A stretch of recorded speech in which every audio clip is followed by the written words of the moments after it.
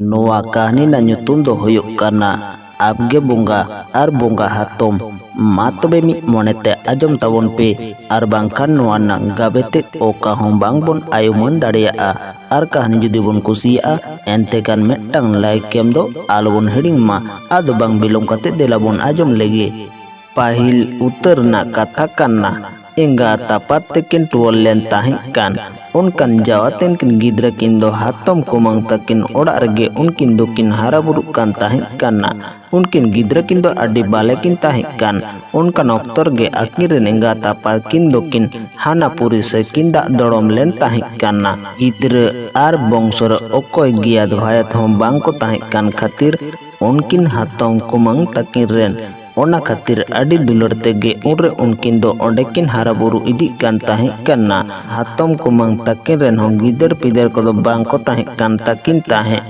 ओना लेकते उनकिन गिदर किनो हातम कुमांग तकिना जोगाव जतन से खन दो तीसों बांकिन हे होलो कन्ना आर अडी दुलर तेगे उनरे उनकिन दो ओंडेकिन हारा बुरु इदी कान ताहिं कान्ना मिन ऑक्टो ने सुलुक निरैते आंदोड़ कान रस्क रमोजते साड़े रकान उनकान ऑक्टो एटा दिसम खन उनको लाभाटिया बैरी को दो नोआ खेरवाल दिसम रे को हे बोलोइना जाओगे उनको बैरी को दो ऑक्टो जानी ताक को नाम गोद ले रगे सामानम को बाराक नोआ खेरवाल को दिसम दो को सोंडाई गे ताहिं कन्ना आदोकान ओने उन रहा बैरी को सोंडा के दरगे खेरवाल को हों उनको टेका दाराम को लगी ते अडी तेत गे को रिकले ताहिं कना मेनखान उन कते हों उनन ऑक्टो रे दो उनको दो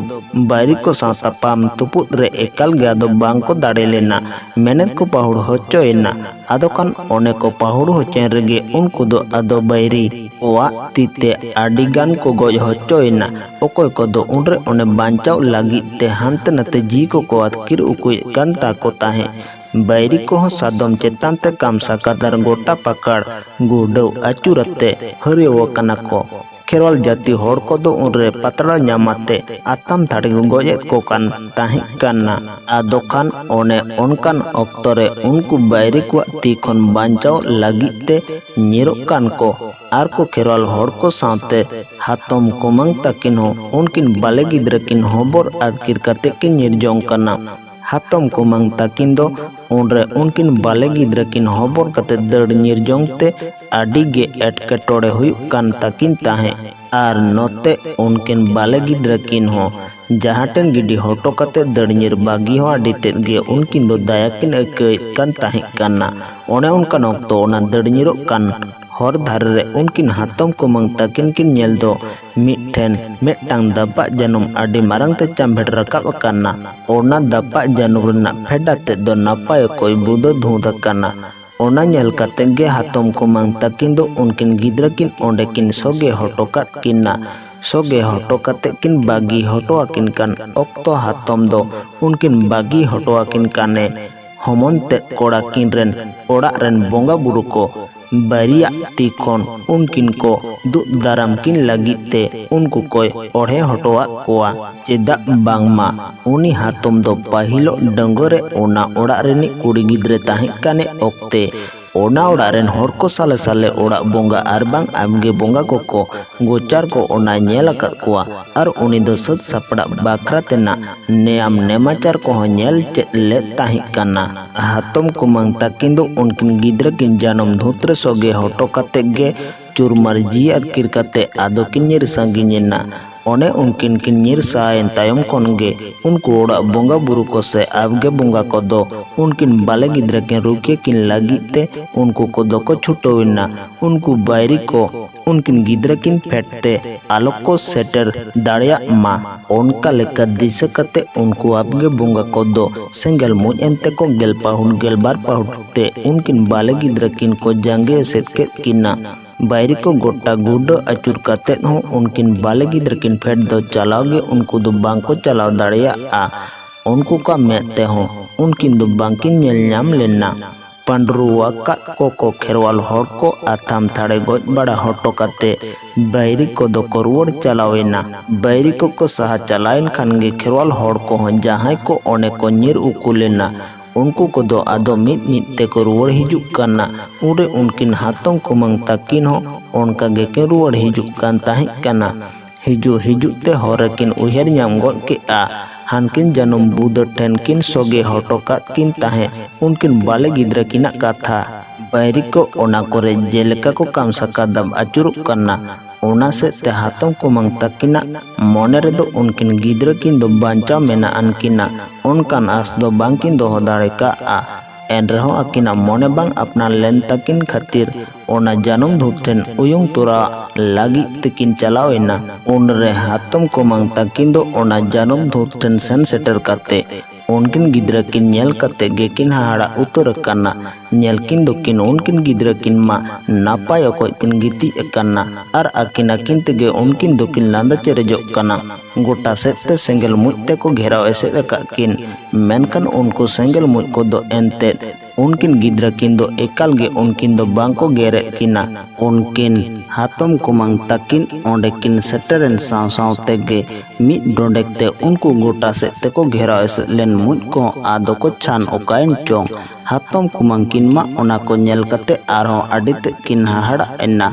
उन मुजते को घेराव एसेद लेकिन उनकिन गिद्रा किन मा नासना हम बांग को गेरा कत किना आर अकिना ओंडे सेटरो साव साव तेगे उन मुजगे बांग को ओका को तेना आडिगन उयहर अचुर कते किन सूच नाम के तकिना हाने उनकिन गिद्रा किन जानम धुपठेन सोगे हटो काकिन ऑक्टो बोंगा बुरु को ᱧᱩᱢ कते बैरी को ती खन उनकिन दुब दाराम किन लागिते अकिना ओढ़े हटो का रेना कथा उन रेगे उनकिन हातम कुमांग तकिन दो किन उमन नाम केआ उनको ओड़ा बोंगा से आगे बोंगा को जहरा तीन केटे आमेनते उनको बोंगा को दो खेरल जाति हड़ कोरेन मिटटांग बंशरेन हड़ को ओने तासे हड़ो लेका को हरहो आकाद कोआ हाने सिरजन ऑक्टो बाबा ईश्वर दो ओना लागित गे उनको बोंगा को दोय सिरजेव हटो लेत को कान ताही काना हातम कुमांग तकिन हो उनकिन गिद्रा किन ओना जानम धुत कोन हालांग रकाब कते आदो ओड़ा तेकिन इदिकित किना ओना तायम